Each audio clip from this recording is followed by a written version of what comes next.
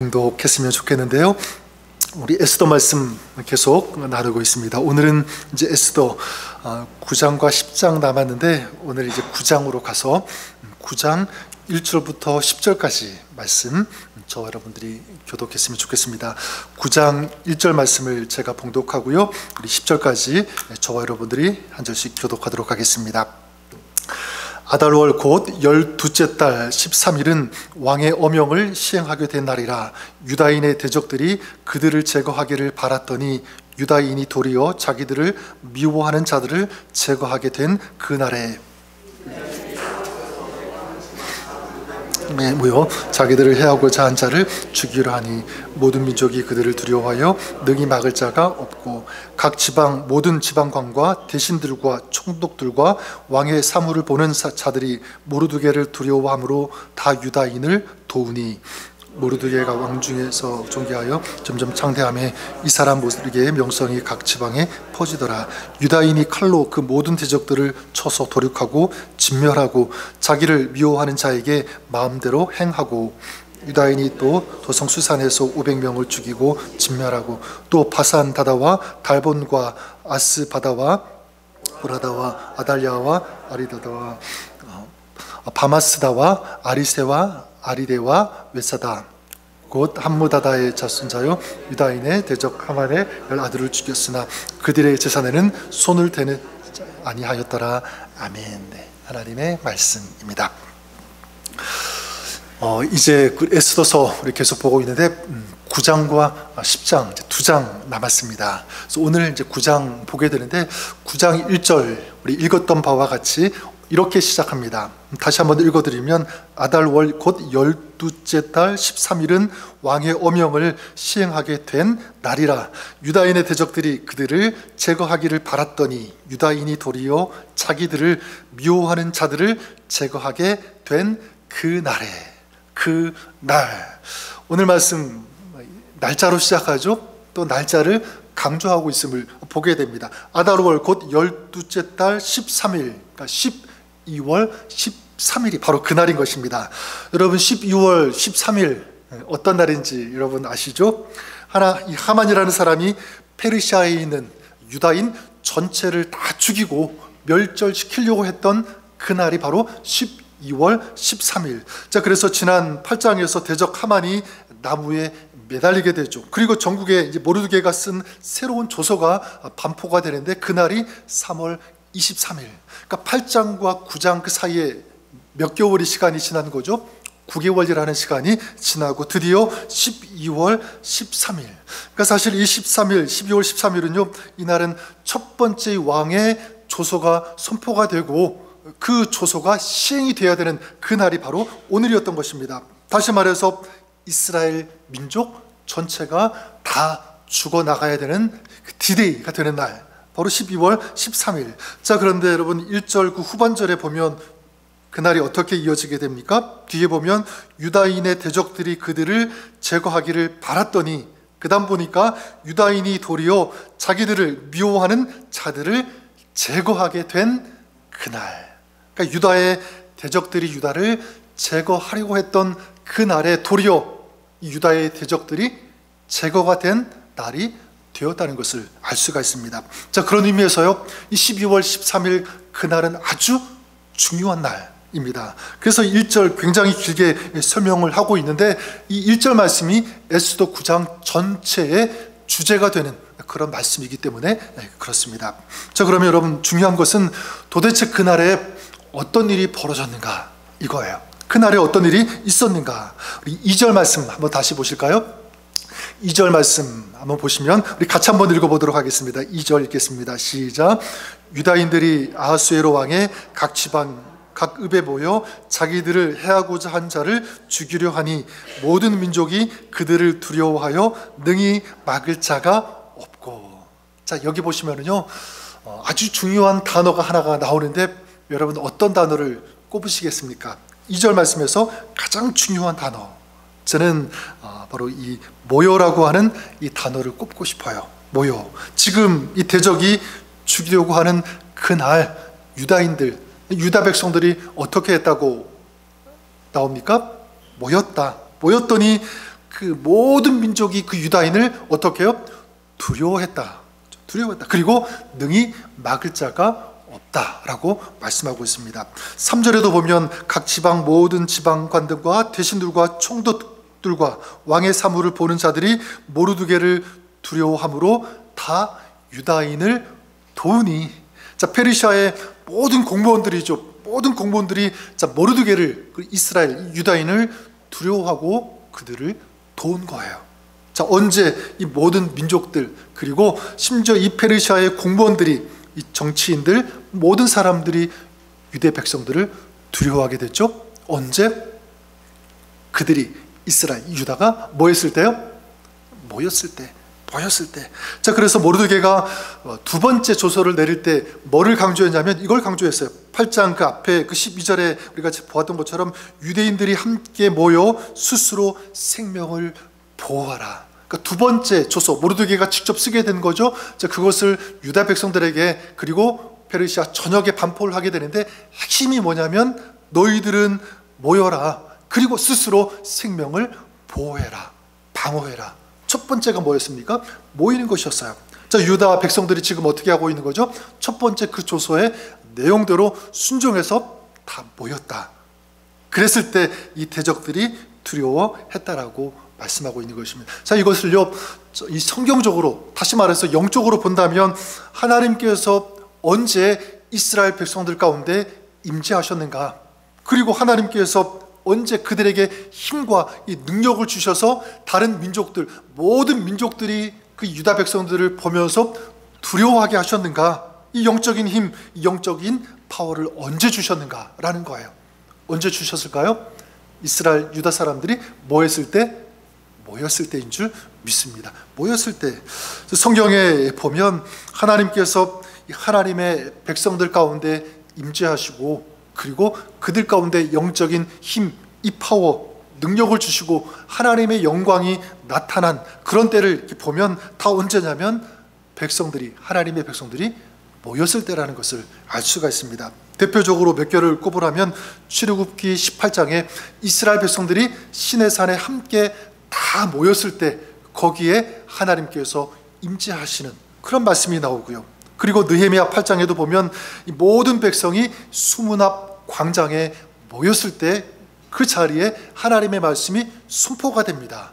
그래서 그 말씀을 들으면서 거기에 모였던 사람들의 마음이 찔리는 거예요. 회개하고 돌이키는 이런 부흥의 놀라운 역사가 언제 일어났냐면 바로 백성들이 모였을 때. 신약에도 마찬가지죠. 사도행전 2장에 보면 믿음의 사람들이 오순절 날에 다 모였어요. 거기에서 간절히 기도했을 때 거기에 뭐가 임했습니까? 성령께서 임하셨습니다. 각 사람 위에 불의 혀처럼 갈라지는 이런 놀라운 현상이 벌어지게 되는 것을 본 거예요. 이 성령의 충만함을 받는 이 놀라운 이 성령의 역사가 그들 가운데 임하게 되는데 언제 임하게 되었습니까? 그들이 함께 모였을 때. 사도행전 5장에도 보면 믿는 사람들이 함께 모여서 이 솔로몬 행각에 모였어요. 그때 어떤 일이 벌어지게 되냐면 병든 자들이 치유받게 되는 이런 역사, 귀신이 떠나가게 되는 이런 놀라운 이 영적인 역사가, 승리 역사가 그들 가운데 일어났다라는 것입니다. 이건 여러분 결코 우연이 아니에요. 이건 우연이 아니라 하나님께서 일하시는 방법인 줄 믿습니다. 하나님께서 일하시는 방법. 따라서 이것을 오늘 우리에게도, 우리 공동체에도 동일하게 적용이 된다라고 믿습니다. 여러분, 하나님께서 언제 우리 가운데 임재하시는가? 그리고 우리 가운데 언제 은혜를 베풀어 주시는가? 성령께서 임하시는가? 하늘의 힘과 이 능력, 이 힘을 언제 우리에게 불어넣어 주시는가? 좀 동일하다고 생각해요. 바로 우리가 함께 할 때, 함께 모일 때인 줄 믿습니다. 그래서 마태복음 18장 20절에 두세 사람이 내 이름으로 모인 곳에는 나도 그들 중에 있느니라. 자, 보십시오. 여러분, 주님께서 언제 임하신다고요? 두세 사람이 내 이름으로 어떻게 한 곳에? 모인 곳에 내가 그들 가운데 함께 있겠다, 임재하겠다. 그러니까 이건 그들이 모인 곳은요, 뭐 온라인 어떤 가상 공간이 절대로 아니에요. 실제적인 장소, 실제적으로 지금 하나님의 백성들, 성도들이 모인 곳, 그 자리 가운데 두세 사람, 그러니까 주의 이름으로 고백하고 믿는 사람들이 모인 그 자리에 주님께서 함께해 주시겠다라는 것입니다. 자, 그렇게 본다면 사단이 이걸 잘 알죠. 그래서 강력하게 우리를 공격하고 유혹하는 것이 결국 무엇이겠습니까? 어떻게 하든지 뭐하지 못하게, 모이지 못하게 한다. 이게 사단의 공격 포인트. 우리가 이것을 기억했으면 좋겠습니다. 자, 그런 의미에서 지난 2020년도부터 우리가 잘 아는 것처럼 뭐가 일어났죠? 팬데믹, 코로나 팬데믹이 시작이 되었습니다. 이 코로나, 이 팬데믹에 대해서 여러 가지 각도로 해석하고 분석하는 그 내용들이 참 많이 있더라고요. 찾아보니까 물론 긍정적인 영향도 있었어요. 이 코로나, 이 팬데믹이 어떤 면이냐면 이 개인적인 신앙, 영성을 다시 한번 돌아볼 수 있게 하는 좋은 계기가 되었다라는 이런 긍정적인 영향, 또한 뭐 유튜브라든가 SNS, 줌 이런 것들을 활용해가지고 복음이 더 확산되어지고 그리고 더 널리 전파되는 이런 긍정적인 영향도 있었고, 또한 뭐 전통적인 어떤 그런 틀을 깨고 작은 교회 소그룹 그리고 뭐 온라인의 어떤 셀그룹 이런 것들이 활성화되는 그런 작은 형태, 어떤 새로운 형태로의 교회가 실험되어지는 그런 일도 있었다는 면에서는요, 이 코로나가 굉장히 긍정적인 영향을 끼친 것 맞습니다. 자, 그런데 부정적인 심각한 영향도 있다는 것을 우리는 간과하지 말아야 돼요. 저는 여러 가지가 있겠지만 제 나름대로 한 가지만 꼽으라면 이렇게 꼽고 싶어요. 그게 뭐냐면 신앙생활의 중심이, 우리 신앙생활의 중심이 공동체에서 개인으로 옮겨갔다는 거예요. 그러니까 우리 신앙 이 중심이 공동체에서 개인화 되었다는 것, 저는 이것이 심각한 부정적인 어떤 결과가 아닐까라는 것입니다. 그래서 어떻게 되죠? 굳이 교회 가지 않아도 혼자 집에서 뭐로 예배드린다? 온라인으로 유튜브로 예배드리면 되지, 이런 생각들이 확산되었다는 거예요. 이 생각 속에, 마음속에 자리 잡게 되었다. 물론 아예 예배를 드리지 않는 것보다 뭐 그거라도 예배를 드리면 뭐 좋은 것도 있을 거예요. 근데 여러분, 하지만 하나님의 이 방법, 이 영적인 원리는 무엇이냐면 함께 모일 때 그 자리에 누가 계신다고요? 하나님께서 함께 하신다. 다시 말해서 이 성령의 강력한 임재, 이 성령의 역사는 어떤 자리에 있게 된다고요? 함께 성도들이 모일 때 그 자리에 성령께서 임재하시고 역사하신다. 우리가 이것을 잊지 않고 꼭 기억했으면 좋겠습니다. 그래서 히브리서 10장 25절에 보면 이런 말씀이 있어요. 모이기를 패하는 어떤 사람들의 습관과 같이 하지 말고 오직 권하여 그날이 가까움을 볼수록 더욱 그리하자. 그날이 가까움을 볼수록, 그러니까 이게 지금 어떤 특징이냐면 마지막 때의 특징이라는 거예요. 마지막 때의 특징이 뭐랍니까? 모이기를 패하는 사람들 많아진다는 거죠. 그게 습관화가 된다. 그게 정성화, 상식인 것처럼 사람들이 그렇게 인식이 된다는 거예요. 모이기를 패하는 것. 그래서 이 모이기를 패한다, 에카탈레이 폰테스라고 하는 이 헬라어를 사용하는데, 이건요 어떤 그냥 공동체 모임에서 좀 멀어진다라는 그런 의미도 있지만 더 중요한 것은 뭐냐면 이 모임의 중요성을 아예 잃어버리는 거예요. 상실하는 것, 외면해 버리는 것. 그러니까 이 마음의 상태가 벌써 그렇게 된 거예요. 이게 심각한 문제라는 거죠. 근데 여러분, 성경은 이 히브리서 10장은 뭐라고 말씀합니까? 어떻게 하라는 거죠? 그럴 때일수록, 마지막 때가 가까운 때일수록 어떻게 하라는 거예요? 더욱더 모이기에 힘쓰라는 것입니다. 모이기에 힘써야 된다. 전 여러분들이 그럴 수 있기를 주님의 이름으로 간절히 축원합니다. 지금 마지막 때 가까이 오고 있잖아요. 이거는 믿는 사람들뿐만 아니라 심지어 믿지 않는 사람들도 마지막 때가 가까이 왔다는 것을 다 느껴요. 세상 사람들도 느낀다면 우리는 더욱더 느끼고, 그렇다면 더욱더 그런 때일수록 어떻게 해야 되는지, 그것이 여러분의 도전이 되고 메시지가 될 수 있기를 바랍니다. 저는 그렇다면 분명히 믿는 것은, 오늘 오다 보니까 날씨가 굉장히 춥나요? 덥나요? 더워요, 그렇죠? 밖에 나가기가 이제 조금 싫은 막 그런 이제 날씨가 되는데, 그럼에도 불구하고 하나님을 사랑하고 말씀을 사랑하고 성령의 임재와 역사를 사모하는 그 마음을 가지고 나온 이 자리 가운데 우리 주님께서 함께 해주시는 줄 믿습니다. 분명히 믿는 것은 이 자리 가운데 성령께서 임재하신다, 역사하여 주시는 줄 믿습니다. 그래요, 여러분, 유다인들이 모였을 때 모든 민족이 두려워했잖아요. 자, 그렇다면 우리가 함께 모이고 함께 예배하고 함께 기도할 때 세상은 누구를 두려워할까요? 하나님의 백성들을 두려워하게 되는 줄 믿습니다. 여러분들을 통해서 세상 사람들이 자꾸 누구를 의식하게 되는 거죠?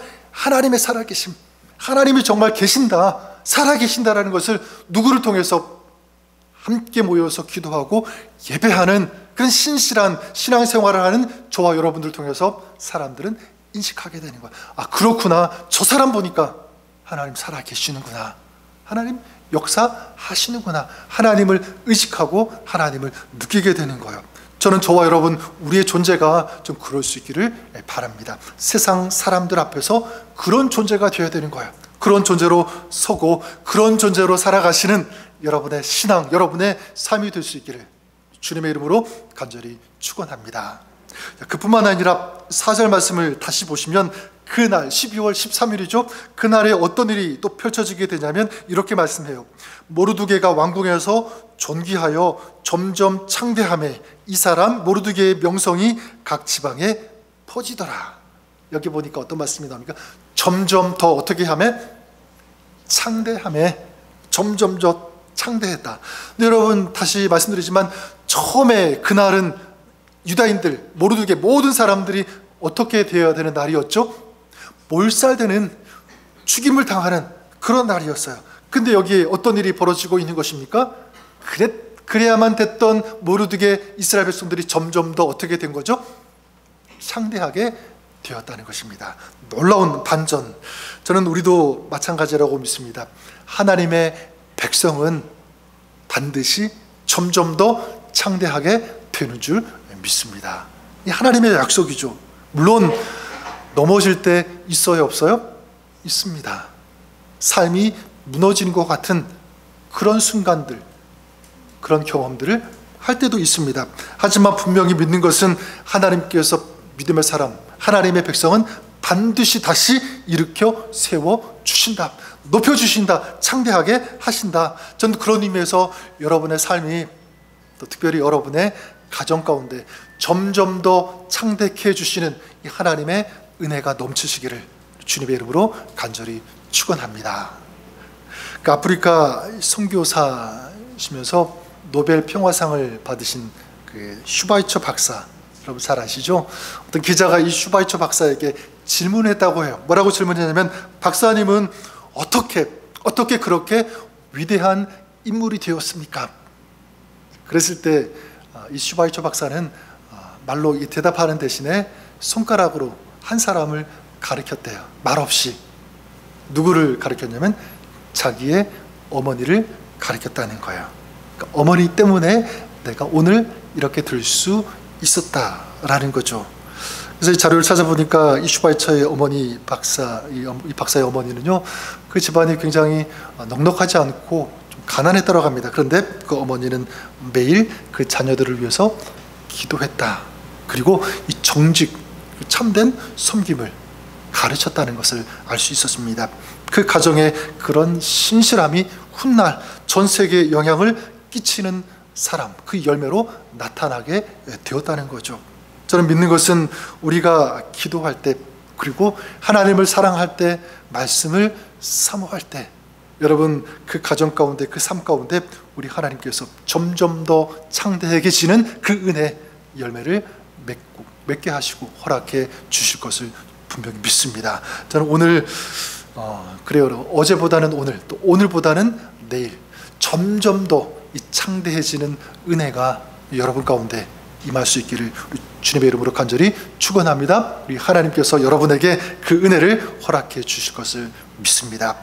이제 5절을 다시 보시면 그날에 또 어떤 일이 일어나게 되냐면요, 유다인이 칼로 그 모든 대적들을 쳐서 도륙하고 진멸하고 자기를 미워하는 자에게 마음대로 행하고, 자기를 미워하는 자에게 마음대로 행했다, 진멸했다, 도륙했다, 이렇게 말씀하고 있는데, 이거 우리가 조금 잘못 해석하면, 오해하면 이스라엘 백성들이 그냥 아무나 찾아가 가지고 그 사람들을 죽였다, 진멸하고 도륙했다, 이렇게 오해할 수가 있는데 사실은 그렇지 않습니다. 정확히 말하면 이 두 번째 조서, 즉 유대인들이 자신들의 그 생명을 방어할 수 있도록 하는 이 조서, 그래서 이 이스라엘 사람들, 유대인들을 공격하는 사람들을 도리어 죽일 수 있는 권한을 준 이 조서의 이 내용, 자, 이것을 알매도 불구하고, 보았음에도 불구하고 끝까지 유다인을 죽이러 온 그 사람들을 도륙한 거예요. 그 사람들을 죽인 거죠.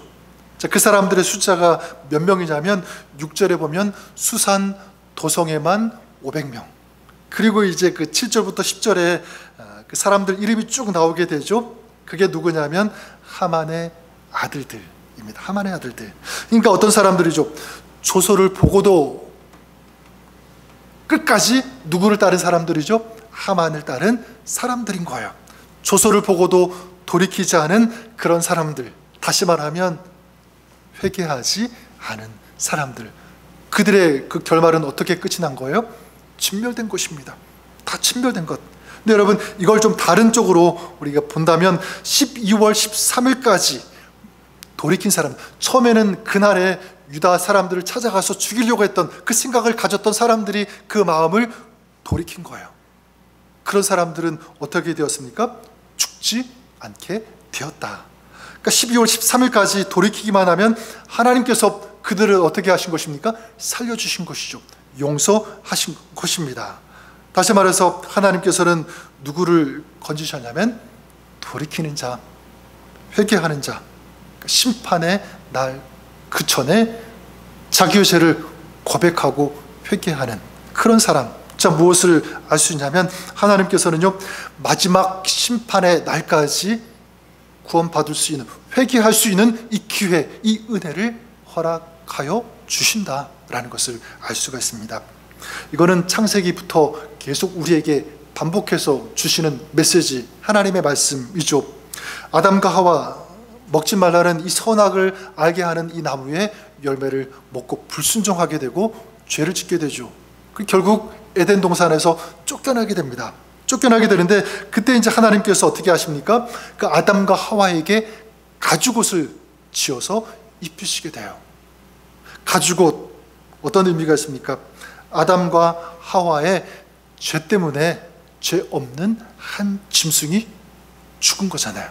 그렇죠? 자, 이것은 무엇을 상징합니까? 앞으로 예수님께서 왜 오시는지, 오셔서 어떤 일을 하시는지에 대한 이 복음의 그림자가 바로 이 창세기, 아담과 하와의 이 가죽옷을 통해서 우리가 알 수 있습니까? 여러분, 이 하나님의 은혜가 아담과 하와를 통해서 알 수 있는 것은 누구에게 임했습니까? 죄 지은 사람, 범죄한 사람, 실패한 사람에게 하나님의 은혜가 임한 거예요.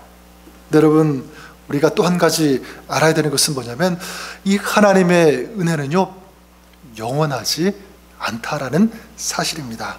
언젠가는 이 은혜의 문이 닫힐 때가 온다라는 것이에요. 그래서 하나님의 심판이 임하는 그날이 온다. 그래서 고린도후서 6장 2절에 이런 말씀이 있습니다. 보라, 지금은 은혜 받을 만한 때요, 보라, 지금은 어떤 날이로다?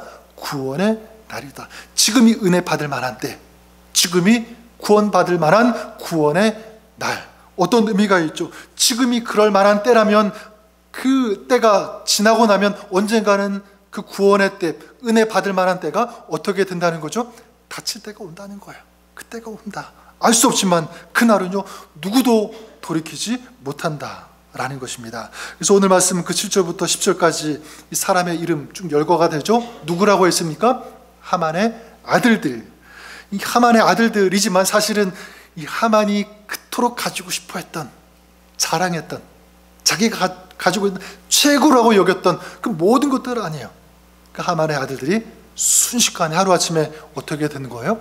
사라지게 된 거예요. 그래서 오늘 그 말씀 다시 1절로 돌아가게 되면 그날 이렇게 말씀하고 있죠. 12월 13일. 왜 1절에 그날을 이렇게 길게 소개하고 있는가, 설명하고 있는가? 그날이 어떤 날이기 때문에 그날 하루가 삶과 죽음을 나누는 날이기 때문에 그래요. 초소를 바라보고 돌이키면 생명으로 들어가게 되지만, 생명을 얻지만 초소를 보고 돌이키지 않으면, 회개하지 않으면 어디로 들어간다? 사망으로 들어갈 수밖에 없다. 이걸 가르쳐주기 위해서. 그런 의미에서 여러분, 우리의 인생에도 이 12월 13일은요 있을까요, 없을까요? 있어요. 이미 있었습니다. 12월 13일 죄와 허물로 인하여 죽음을 당해야 되는, 심판받아야 되는 그날이 이미 예비가 되어 있었어요. 죽음, 이 사망의 그림자가 우리 인생 가운데 드리워져 있던 그날 있었습니다. 자, 그런데 하나님께서 어떻게 하셨어요? 독생자 예수 그리스도를 우리에게 보내어 주신 줄 믿습니다. 우리를 살려주시기 위해서, 그 십자가에 달리신 예수 그리스도를 바라보는 자에게 구원을 주시고 생명을 주시기 위해서 그 아들, 그 은혜를 우리에게 베풀어 주신 거예요. 원래 그날은 우리에게 있어서 죽음, 사망, 통곡의 날이었지만 이제 그날이 어떤 날이 되었습니까? 이제는 우리에게 생명의 날, 기쁨의 날, 승리의 날이 된 줄 믿습니다. 우리가 이 놀라운 은혜를 받은 거죠. 2000년 전에 예수님께서 십자가에서 우리에게 승리를 허락해 주신 줄 믿습니다. 따라서 우리는요, 앞으로 승리할 자가 아니라 사실 정확한 의미에서 우리는 어떤 삶을 지금 살고 있는 거죠? 이미 승리한 자로서 살게 되는 줄 믿습니다. 나중에 우리 주님을 만날 때는 최종적인 승리, 완전한 승리를 경험하는 것이지만 지금도 마찬가지예요. 지금도 이미 우리는 구원받은 자로서, 영원한 생명을 가진 자로서, 천국을 소유한 자로서 이 땅을 살아가고 있는 이 그리스도인의 정체성인 줄 믿습니다. 우리가 이 세상을 떠날 때도 마찬가지인 것 같아요. 내가 종종 자기 할머니에 대한 그 얘기를, 그 기억을 얘기해 줄 때가 있는데, 할머니께서 투병하시다가 소천하시기 바로 전 제 아내에게, 우리 가족들에게 이렇게 얘기했다고 합니다. 바로 저 앞에 예수님께서 오셨다. 예수님이 보신 거예요. 예수님께서 이제 마지막 시간 거기 오셔서 그 영혼을 천국으로 인도하시기 위해서, 데리고 가시기 위해서 오신 것. 그래서 그 예수님을 고백하면서 평안하게 이제 눈을 감으신 그 얘기를 종종 저에게 얘기해 줍니다. 여러분, 저는 우리의 삶이 살아가는 동안에도 주님께서 우리와 함께 하시지만 마지막 그 순간까지 우리 주님 우리와 함께 해주시고 우리를 지켜주시는 줄 믿습니다. 이게 바로 우리 그리스도인이에요. 놀라운 특권이죠. 은혜입니다. 그래 여러분, 우리 마지막 평생 동안 우리 죽음의 그 순간까지 우리 주님께서 우리와 함께 하시고 마침내 마지막 이제 하늘나라 천국의 잔치, 우리 그 에스더가 나중에 우리 보겠지만 잔치로 끝이 난다고 말씀드리지 않았습니까? 여러분, 주님께서 우리를 이 땅에서도 승리한 사람으로 살게 하시지만 마지막 때 영원한 하늘나라 천국 잔치로 우리를 인도해 주시는 줄 믿습니다. 그래서 로마서 8장 1절과 2절에 보면 우리가 잘 아는 말씀이 있죠. 그러므로 이제 그리스도 예수 안에 있는 자에게는 결코 정죄함이 없나니 이는 그리스도 예수 안에 있는 생명의 성령의 법이 죄와 사망의 법에서 누구를, 너희를, 우리를 해방하여 씀이라. 바로 이것입니다. 2000년 전까지 우리는 하나님과 원수되고 하나님 앞에 나아갈 수 없는 그런 존재였지만 하나님께서 은혜를 베풀어 주셔서 예수님을 이 땅에 보내어 주셔서 이제는 사망과 죄, 이 법이 우리를 짓누르고 우리를 억압하고 이끄는 것이 아니라 생명의 법, 이 성령의 법이 우리를 이끌어 주시는 줄 믿습니다. 은혜의 법이죠. 생명의 법이요. 승리의 법, 하나님의 통치, 하나님의 권능, 하나님의 힘, 하나님의 임재, 하나님의 동행하심이 있는 그런 삶을 살도록 하셨다. 우리 하나님의 은혜인 줄 믿습니다. 이제 죄와 사망의 법은 사라지게 되었고요. 자, 그렇기 때문에 우리가 어떻게 해야 됩니까? 기뻐할 수 있는 거예요. 감사할 수 있죠. 그 감사함으로 찬양하며 노래하며 예배하는 그런 삶이 되어야 되는 줄 믿습니다. 이런 기쁨이 있는데, 이런 감격이 있는데, 이런 승리가 있는데 자꾸 돌아보면 사소한 것에 자꾸 우리가 불평하게 되고 원망하고, 그죠? 자꾸 비난하고 누구를 미워하는 그런 모습들, 결코 그런 삶이 되어서는 안 되겠죠. 우리는 이미 승리한 사람입니다. 세상과 비교할 수 없는 하나님의 은혜가 있는 그런 사람인 줄 믿습니다. 오늘 여러분의 삶이 이렇게 하나님께서 베풀어 주신 그 은혜에 감사하면서 기뻐하면서 주님을 노래하는 믿음으로 능력 있게 살아가시는 여러분의 삶, 우리 가정이 될 수 있기를 우리 주님의 이름으로 간절히 축원합니다. 기도하겠습니다. 살아계신 하나님 아버지, 감사합니다. 죄로 인하여, 허물로 인하여 죽을 수밖에 없는 저희들, 죄와 사망과 어둠과 슬픔, 이 그림자가 드리워진 채로 살아갈 수밖에 없는 저희들을 구원하시기 위해서, 우리를 살려주시기 위해서 독생자 예수 그리스도를 우리에게 보내어 주신 줄 믿습니다. 십자가에 달리신 그 예수님을 바라보는 자에게 영원한 생명과 구원과 승리를 허락해 주신 줄 믿습니다. 이 믿음을 가진 저희들 이미 주님 안에서 주님의 은혜로 승리한 자들인 줄 믿습니다. 이 은혜의 감격, 이 승리의 기쁨을 가지고 살아가는 저희들 되게 하여 주시옵소서. 그래서 감사하며 기뻐하며 주님 경배하며 하나님의 영광을 드리워내는 아름다운 삶, 믿음의 삶, 복음의 삶 되게 하여 주옵소서. 예수님 이름으로 기도드립니다. 아멘.